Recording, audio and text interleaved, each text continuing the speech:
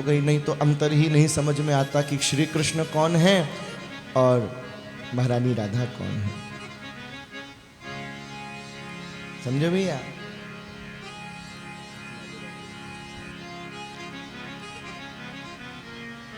दोनों में क्या अंतर है ये बात पता ही नहीं चलती। इसलिए एक श्री श्याम वर्ण के रूप में हो गए, एक गौर वर्ण में हो गए। ये उसके पीछे का भाव है। महाप्रभु जी वापस आ गए। आगे देखो कैसी सुंदर बात कह रहे हैं। ध्यान से जरा चैतन्य चरित्र सुनो, ये बहुत गंभीरता का विषय है। इसमें जरा सी भी सावधानी चाहे हमारी या तुम्हारी हटेगी तो गड़बड़ हो जाएगी।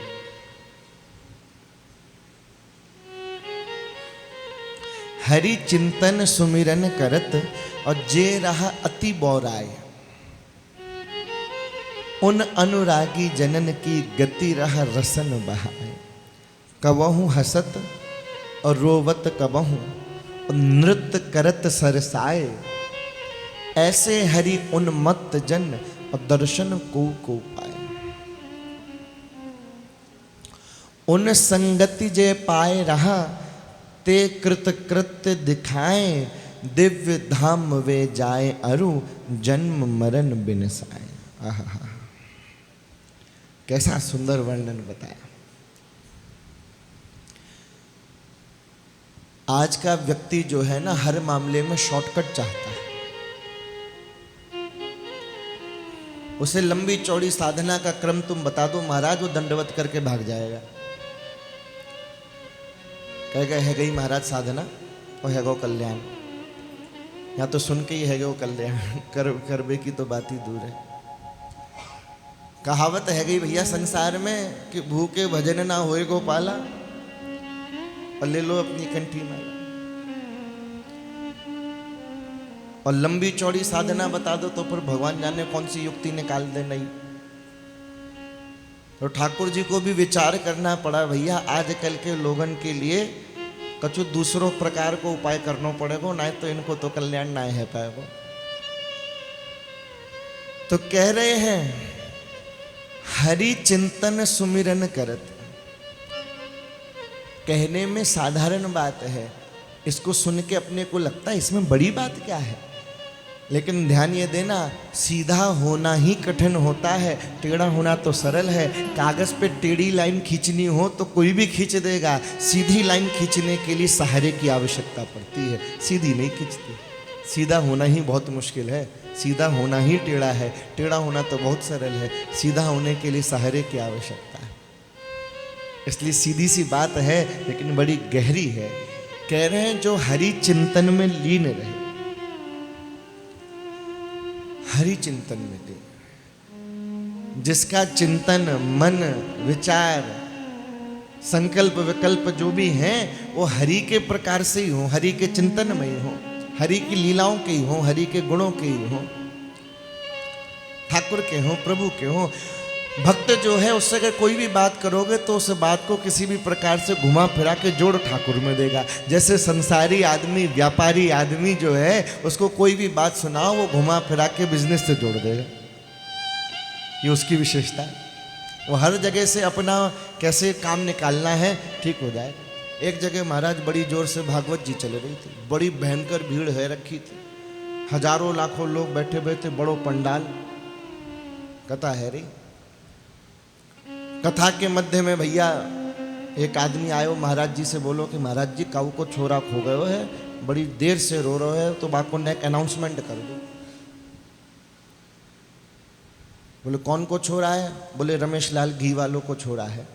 तो भैया माइक पे अनाउंसमेंट होने लगो कि रमेश लाल घी वाले जहाँ कहीं वे हों, उनका छोरा खो गया है, यहाँ स्टेज के पास आ जाए। बार बार अनाउंसमेंट हो रहा। एक ने देखा कि रमेश लाल तो बगल में बैठा है, अरे बोले यार तेरे छोरा को अनाउंसमेंट है रो, तू जा चौना रहो। बोले यार फ्री में पब्लिसिटी है रही है, नेक 5-10 मिनट और है जाने दे। इतने सारे लोग सुन रहे प्रचार है रो, जाते बढ़िया कहा बात होगी, अलग से प्रचार करूँगा तो रुपया लगेगा। इतने सारे लोग फ्री में सुन रहे, मेरा छोरा मैंने ही तो वहाँ को छोड़ दी हो कि प्रचार है जाओगे माइक में। बोले और 5 मिनट अनाउंसमेंट है जा रहे। तो भैया व्यापारी जो है वो अपना काम निकाल ही लेता है। कथा में अनाउंसमेंट करवा दिया, जितने हजारों लोग आगे बोले दुकान को प्रचार तो है वो रमेश लाल घी वाला, तो मेरी दुकान को प्रचार है। एडवर्टाइजमेंट को जमाना है भैया। तो जो हरि चिंतन में लीन रहे, हर बात को किसी भी प्रकार से ठाकुर की चर्चा से जोड़ दे, हर घटना को, चाहे बढ़िया हो तो और खराब हो तो। जब कृपा होती है, बढ़िया होता है तो जनसाधारण जोड़ देते हैं, लेकिन संत वो है जो बुरी सी बुरी घटना को भी कृपा मान के ठाकुर जी के प्रति समर्पित करते हैं। संत चले जा रहे हैं, किसी बिल्डिंग के नीचे से निकले, ऊपर छज्जे से किसी ने आग की राख होती ना, राख, वो राख फेंकी। उसने तो फेंकी ऐसे ही, नीचे संत निकल रहे थे तो राख उनके ऊपर आके गिर गई। अब उसने झांक के देखा, बोले हाय, संत के ऊपर राख चली गई। दौड़ के नीचे आया, महाराज के चरणों में गिरा, बोले महाराज क्षमा कर दो, मैं देख नहीं पाया कि आप नीचे से जा रहे थे। अरे बोले नहीं भैया, बड़ी कृपा है ठाकुर की। बोले यार राख फेंक दी, तुम्हारे वस्त्र मैंने खराब कर दी ने, और तुम कह रहे हो भगवान की बड़ी कृपा है। बोले बहुत कृपा है। बोले मेरे कर्म तो ऐसे थे कि जलते हुए अंगारे फेंकने चाहिए थे, मेरे कर्म ऐसे थे कि जलते हुए अंगारे फेंकने चाहिए थे, तो ठंडी राख फेंकी। ठाकुर, ये ठाकुर की कृपा है, ये कृपा है ठाकुर। हर अवस्था में जो कृपा ढूंढ ले। हरि चिंतन सुमिरत करत जे रहा अति बौराए, जो सुमिरन करते करते करते करते करते करते बौराए जाए, बावरे हो जाए, पागल हो जाए, इतना सुमिरन हो जाए। हम पूछेंगे संभव है? बोले बिल्कुल संभव है। और जिस भूमि में बैठे हो यहाँ तो पूरी पक्की तरह से संभव है। यहाँ तो ऐसे उदाहरण एकाध नहीं है, भरे पड़े, भरे पड़े भक्तमाल भरे पड़े हैं। इन सारे बौरे लोगों के भरे पड़े, सारे जितने बौराई लोग हैं सब भक्तमाल में, उन्हीं का चरित्र श्रीमद् भागवत है। अरे ज्यादा दूर कहाँ जाना, अपने बगल में ही, हमारे पड़ोस में ही है श्री पागल बाबा। और श्री पागल बाबा की पड़ोसी। क्यों पागल होगा भाई? क्योंकि हरि चिंतन सुमिरत करत जे रहा अति बौराए। जब देखो भजन, जब देखो भजन, सुबह भजन, दोपहर भजन, रात्रि को भजन। जब चले जाओ तो बाबा भजन ही कर रहे हैं। लोगों ने कही भैया बाबा पागल है गो, जब देखो माला करते रहे, जब देखो भजन करते रहे, कुछ और बात ही ना करे, पागल है गो। जो संत समाज के लिए, संसार के लिए जो खराब चीज है, वो भक्तों के लिए सर्वोत्तम वस्तु हो जाती है। कोई तुम्हारे नाम के आगे पागल लगा दे तो स्वीकार कर लोगे? अब किसका नाम के आगे पागल लगा के बताएं, बताओ। कथा के बाद वही लड़ने आ जाएगा, अच्छा महाराज तुम हमको पागल कह रहे कथा पे बैठ के। तुम मजाक में पागल कह के देखो, फिर तुम्हें अच्छा कहोगे पागल, मानेगा नहीं, लेकिन सुनने के बाद करेगा हरकत पागल वाली। किसी को कह दो पागल, मानेगा नहीं कि पागल है, लेकिन रिएक्शन उसका पागलों वाला ही होगा। खैर, संतों ने स्वीकार कर लेते हैं, सहज विख्यात हो गया, प्रसिद्ध हो गया। आज पागल बाबा के नाम का मंदिर है। ये हमारा वृंदावन है, यहाँ पागलों के मंदिर बनते। तुम ब्रज में आ जाओ, जो बन जाओ, तो तुम्हारा आनंद ही है। तो जो हरि चिंतन करते हुए, सुमिरन करते हुए बावरा हो जाए, क्या बावरा हो जाए?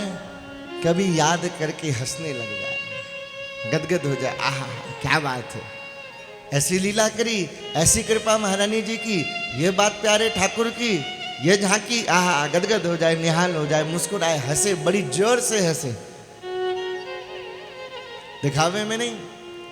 जाए मंदिर में तो जोर से हंसे क्या है, मेरे ठाकुर सामने विराजमान हो, क्या सुंदर लग रहे हो। हमारे तुम्हारी तरह नहीं सारे काम चोरी छुपाई करें, प्रसन्न भी हैं तो ठाकुर के सामने दांत भी ना दिखा पाते, ऐसे डर के हंसते हैं कि कोई भैया तो देख ना ले। अरे ठाकुर के सामने खड़े उस समय स्वतंत्र हो जाओ, जो कहना खुल के करो। जो कभी हंसे कभी रोए, व्याकुल हो जाए, हाय हाय प्यारे कहाँ चले गए। कभी रोए कभी हंसे, कभी चले दौड़े, कभी नाचने लग जाए। क्यों नाच रहे हो भैया? अरे बोले बस मौज है, नाच रहे। अच्छा, ऐसे भक्तों के दर्शन कभी कभी हो पाते हैं। ऐसे भक्तों कहाँ मिलते हैं बताओ? बड़े कोई सौभाग्यशाली हो जिसे ऐसा भक्त का दर्शन हो जाए, जो कभी हंस रहा हो, कभी रो रहा हो, कभी नाच रहा हो, कभी मूर्छित होकर गिरा हुआ हो। कहाँ हो? बोले इसका फल क्या है? ऐसा भक्त मिल जाए तो? बोले अगर ऐसा भक्त मिल जाए तो, जो बात चली थी शॉर्टकट की, लंबी चौड़ी साधना ना करनी पड़े, तो बोले उनके लिए है कि उन संगति जय पाए रहा ते कृत कृत दिखाए। ऐसे संत की अगर संगति किसी को मिल जाए तो धन्य तो हो ही जाएगा, और साथ में ही क्या उसको परिणाम मिलेगा कि दिव्य धाम वो जाए रहा, जन्म मरण बिनसाए। सिर्फ संगति मिल जाने से, साधना नहीं करी, भजन नहीं किया, तपस्या नहीं करी, कुछ नहीं किया, ऐसे संत का संग कर लिया तो उसे दिव्य धाम प्राप्त हो जाए। कुछ करने की जरूरत, क्योंकि फिर जो करेगा वो संत करेगा, इसे कुछ नहीं करेगा। किसी वस्तु को जब अग्नि में डाल दिया जाता है तो वस्तु कुछ नहीं करती, फिर जो करता है वो आग करती है। वो किस्सा आता है ना, एक आदमी था, बहुत फेंकता था लंबी लंबी, बहादुरी की बात है। बोला पता है एक बार मेरे दादाजी जंगल में जा रहे थे, सामने शेर आ गया। बोले फिर तेरे दादाजी ने क्या किया? बोले दादाजी को क्या करना था, जो किया शेर ने किया। दादाजी क्या करते, जो किया वो शेर ने किया। वैसे ही है, अगर कोई जीव किसी संत की शरण में आ जाए तो जीव क्या करेगा बेचारा? जो करेंगे संत करेंगे, वो अपनी कृपा माध्यम से, अपने भजन के प्रभाव से उसका कल्याण करते हैं। एक गांव में एक संत थे महाराज, बड़ी सुंदर कथा है भक्तमाली की, संक्षेप में ध्यान से सुनना, देखो संत कैसे होते हैं। वहां उस गांव में एक आदमी रहता था, वो नित्य जो है नियम से, जैसे लोगों का नियम होता है नित्य मंगला में जाने का, नित्य श्रृंगार आरती में जाने का, राजभोग के दर्शन करने का, संध्या के दर्शन करने का नियम है लोगों का कि चलो हम दिन भर में एक टाइम तो जाएंगे। उस आदमी का नियम था भैया पक्का कि रोज संत के पास जाना और गालियां सुना के आनी है। ये नियम है उसका। वो बड़ा कुड़ता था संत से, सुबह सुबह भैया स्नान होवे ना होवे पर लेट नहीं हो सकता। रोज जावे महाराज की कुटिया पे जाके और दम से जोरदार गालियाँ सुनावे, झगड़ा करे, बड़बड़ाए खूब। आधा घंटे को उसको नियम, जैसे आदमी वेद ध्वनि करे है, पाठ करे नित्य को, वही को यही पाठ हो। महाराज कुटिया के अंदर रहते और वो आदमी भैया कुटिया के बाहर दे दनादन दे दनादन ऐसी ऐसी स्तुतियाँ सुनाता। नियम उसका भैया, पूरे जीवन उसने नियम निभाया, एक भी दिन का नागा नहीं। मरने का समय आया, यमदूत पधारे, यमदूत उसको लेके जाने लगे। जब जाने लगे तो सुबह के समय भैया आज तो आया नहीं, प्राण निकल चुके थे। तो महाराज को बड़ा बेचैनी हुई कि यार वो आदमी कहाँ गया, नित्य प्रति गाली सुनाने आता था, गया किधर? बाहर निकल के देखा, अब वो तो दिव्य संत महापुरुष दिव्य दृष्टि से युक्त। तो उन्होंने देखा कि भाई यमदूत जो है गले में फंदा डाल के घसीटते हुए भाई ले जा रहे हैं। हमने कही महाराज जाए कहाँ ले जा रहे हो? बोले महाराज जाने आपको पूरे जीवन बड़ो दोष दियो है, गालियाँ दी हैं, बड़ो ऊट पटांग कहो, तो जाके ताई जाको नरक में ले जाओ जाए। जाने बड़ो अपराध कियो है संत के प्रति, आपके प्रति विशेष रूप से, तो जय मारे जाको नरक में ले जाओ जाएगा। संत ने कहा अच्छा ये बात भैया, मतलब अगर कोई हमारे प्रति अपराध करेगो तो भाई नरक में लेगो? बोले हाँ। और बोले कोई हमारो सम्मान करेगो तो? तो बोले भाई धाम मिलेगा। संत ने कहा यार ये बात समझ में नहीं आई। अब जो अपराध करे हमारे प्रति और चाहे सम्मान करे, तो इस अवस्था से तो दोनों ही हमारे संबंधी भय, ना तो जुड़ गए हमारो कि एक ने बुराई करी एक ने भलाई करी, तो संबंधी तो हमारे है गए। तो ये तो गलत बात है कि एक संबंधी को तुम नरक भेजोगे और एक संबंधी ये धाम में भेजोगे, तो ये तो गड़बड़ बात है। तो तुम जाए संबंधी भी धाम में ही भेजो, संबंधी तो हमारो है। तो हमारा संबंधी नरक में रहेगा तो हमें बड़ो कष्ट होएगा। उन्होंने कही भाई महाराज ऐसा है ना सके, जाने जीवन में कछु अच्छे काम ना करे। संत ने कहा अगर ऐसी बात है तो भैया हम अपने भजन को इसको दान के रूप में देते हैं और उसको उसके बदले में इसको धाम मिलेगा। तो वो जो नरक जा रहा था वो उसको धाम में भेज दिया। संत ने कहा भाई दोनों ही हमारे संबंधी हैं तो एक ही स्थान पे रहे, नहीं तो संबंधी संबंधी बुरा मानेंगे, इसलिए इनको भी धाम मिले। चैतन्य चरित्र कह रहा है कि ऐसे किसी संत का संग मिल जाए, और ऐसा भी संग मिल जाए कि तुम गारी ही दो, चलो देना मती। पता नहीं कथा की बात है, क्योंकि वो तो सुबह निकल आए, दृष्टि पड़ गई और ना पड़ी तो तुम तो नरक ही चले जाओगे। अलग अलग संबंधियों को अलग अलग प्रकार को सत्कार है महाराज। ऐसा ना है कि तुम सोचो अच्छा कथा में गारी सुन ली तो चलो भैया नित्य गारी दे के आवेंगे। और जरूरी ना है जा दिन तुम्हारे प्राण निकले बाद दिन संत भी देख लें तुम्हें कि अच्छा तुम जा रहे हो कि ना जा रहे, ये तो कृपा है ही।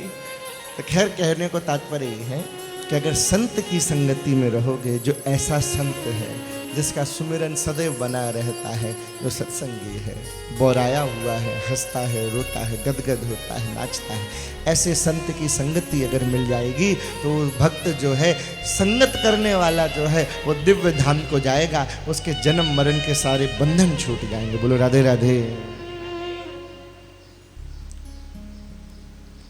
कैसी बात है। आगे क्या कह रहे हैं, उनके चरित पवित्र पढ़ी और द्रवित हृदय जिन होए, उन बड़ भागी जनन सम और बड़ भागी नहीं कोई। चैतन्य चरित्र कह रहा है बड़ भागी कौन है, दुनिया में बड़ भागी कौन है?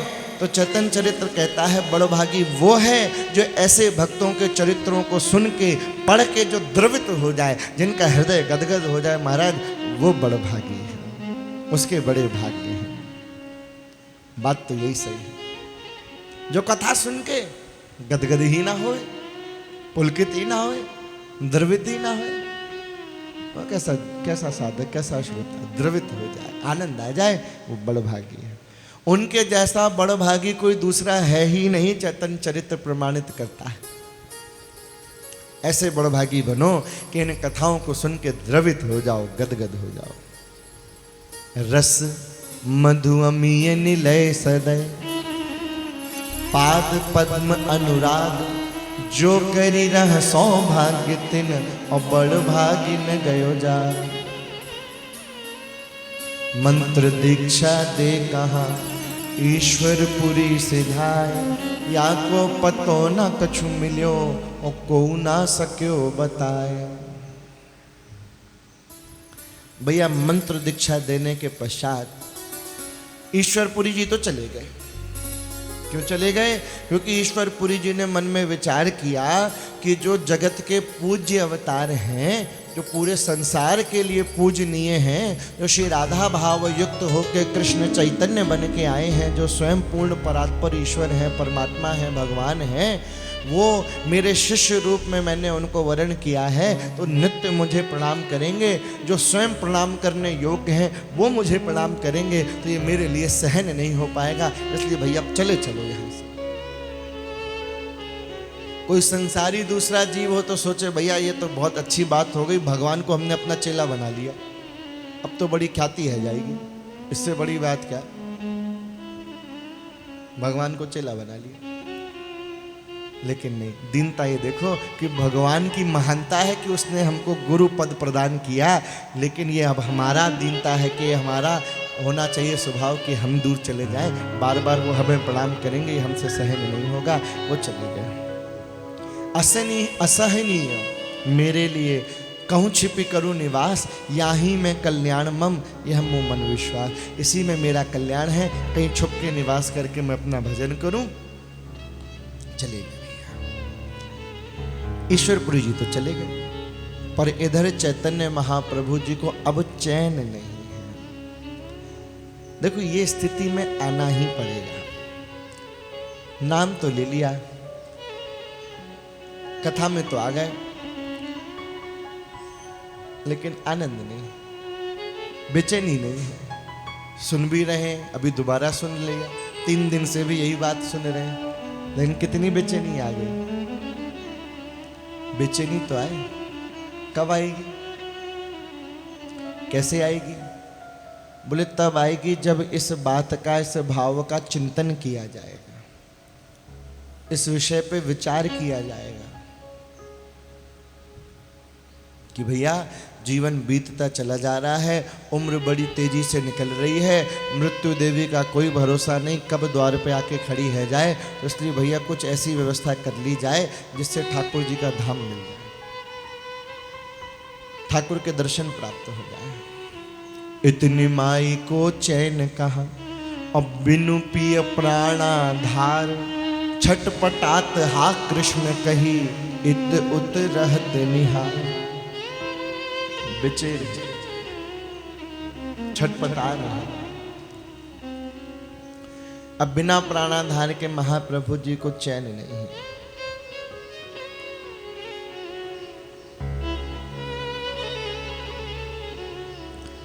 पुकारते हा प्राणाधार, हा प्यारे, हा मम जीवन। पीर पुकार है महाप्रभु जी की, रात रात भर सोते नहीं है, रोते रहते हैं, पुकारते रहते हैं।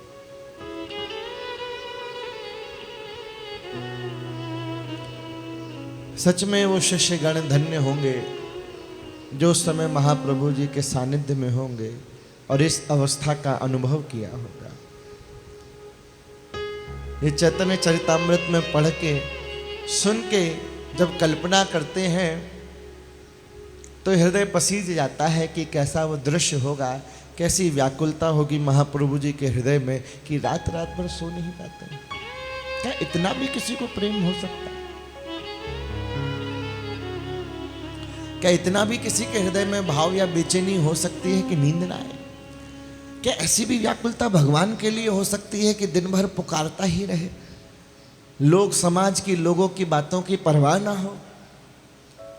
तुम करके देख लो, रात भर छोड़ो, तुम 5 मिनट जरा चिल्ला के देख लो, जब पुकार के देख लो, हा कृष्ण, हा प्यारे, रो के देखो ना, पूरा मोहल्ला इकट्ठा हो जाए तो कहना,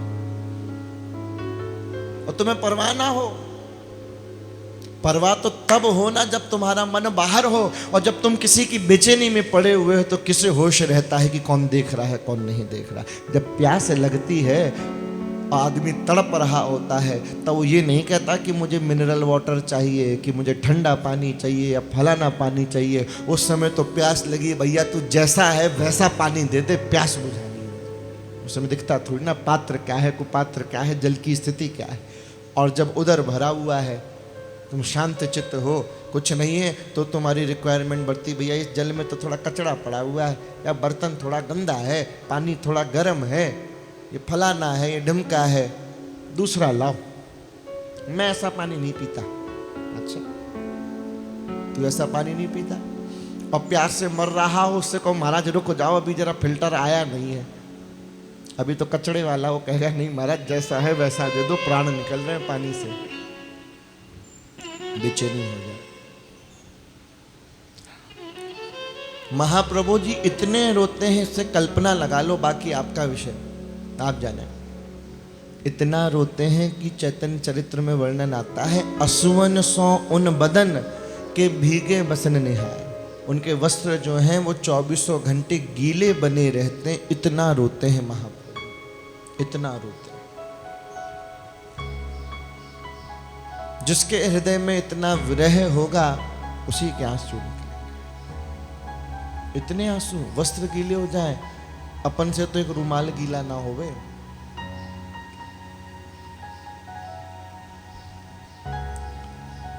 भैया शिष्य लोग तो बड़े घबरा गए। शिष्य लोग सोच रहे हैं हो क्या गया महाप्रभु जी को।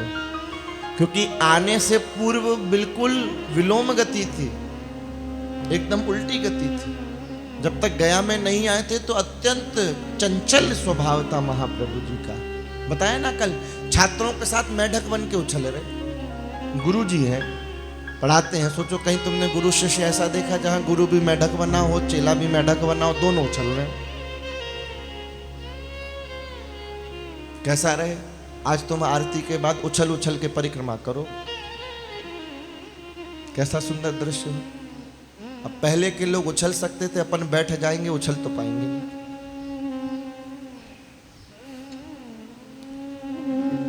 शरीर ऐसा भारी हो गया, बैठ गए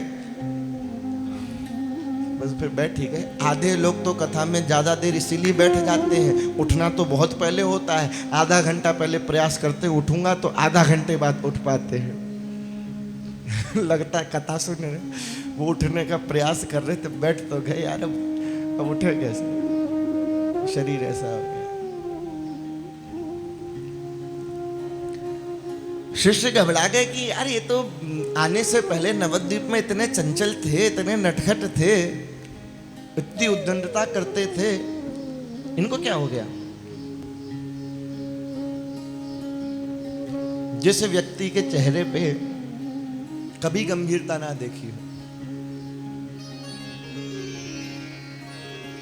जिस व्यक्ति के जीवन में, जिस व्यक्ति के स्वभाव में कभी भी धैर्य ना देखा हो, अधीरता ना देखी हो, नेत्रों में कभी आंसू ना देखे हो, व्याकुलता ना देखी हो, बेचैनी छटपटाहट ना देखी हो, जिसके जीवन में उद्दंडता हो, नटखटपन हो, चांचल्य हो, ऐसा व्यक्ति एकदम से अकस्मात बदल जाए तो कैसे विश्वास हो?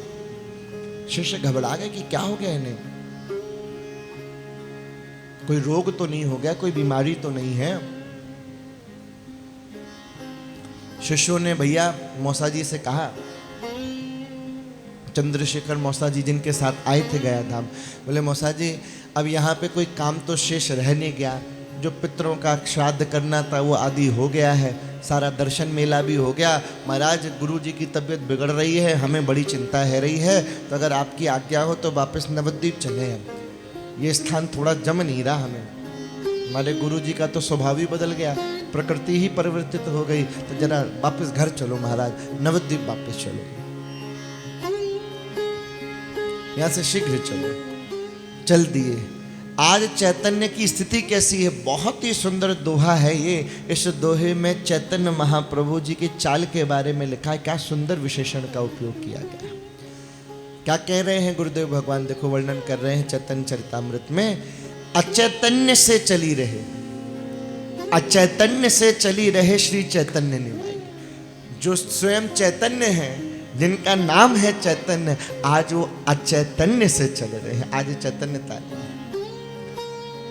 चैतन्यता तो तब तक है जब तक डूबे नहीं। जो रस में डूब जाए उसे क्या चैतन्यता का होश और क्या अचैतन्यता हो, तो डूबा हुआ है।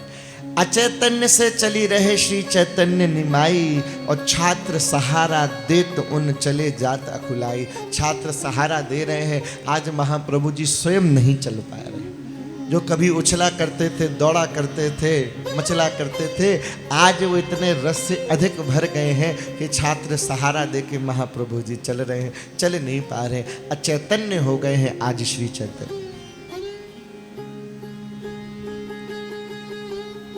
मूर्छित पड़े रहते हैं। होश आता है तो फिर हा कृष्ण, हा प्यारे, हा प्राण धन, कब मिलोगे, कब दर्श दोगे, कहते कहते कहते कहते फिर मूर्छित हो जाते हैं। जगते हैं तो पुकारते हैं, और पुकारते हैं तो मूर्छित हो जाते हैं। दोनों ही अवस्था में सदैव कृष्ण रस में ही लीन रहते। जानना चाहते थे ना राधा भाव क्या है, राधा विरह रस क्या है, जानना चाहते थे कृष्ण, तो आज जान रहे हैं कि होश आता है तो पुकार होती है, और जब पुकार होती है तो होश बेहोश में बदल जाता है, होश नहीं रहता, मूर्छित हो जाते हैं, चैतन्य अचैतन्य हो जाता है। जब चैतन्य होता है तो फिर पुकार होती है, जब पुकार होती है तो फिर अचैतन्यता आ जाती है।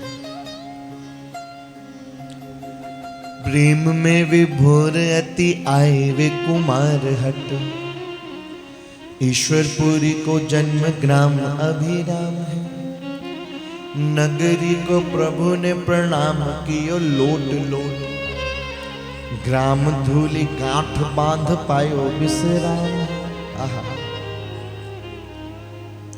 चलते हुए प्रेम में विभोर कुमार हट्ट पहुंचे, एक स्थान।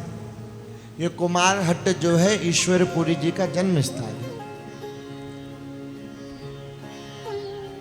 तो चैतन्य महाप्रभु जी के श्री गुरुदेव भगवान का जन्म स्थान है, तो गुरुदेव भगवान की जन्म स्थली होने के नाते उन्होंने कुमार हट्ट को प्रणाम किया। महाप्रभु कैसे प्रणाम किया?